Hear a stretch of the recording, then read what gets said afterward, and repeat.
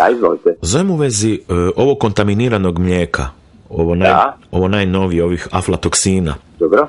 Recite mi, jel možda znate koji je način liječenja krave čije mlijeko dobije te aflatoksine? Na koji način se... Promjena hrane.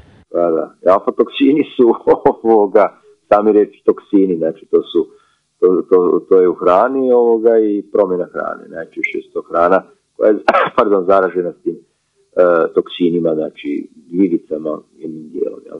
A recite mi, to se znači dobiva kad je ishrana, ima ovu plemenitu pljesan, jel?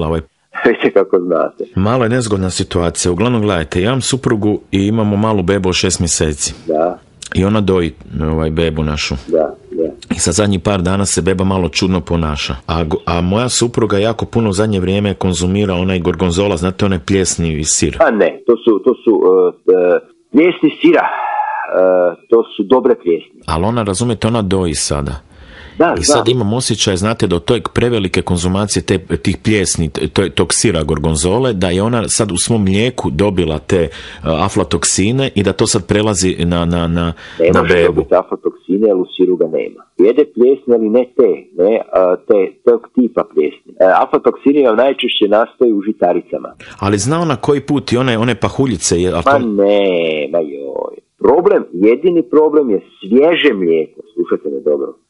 Svježe mlijeko konzumiranja kod tih krava. Znači, moja se supruga ne može razboliti od toga, zato jer nije krava.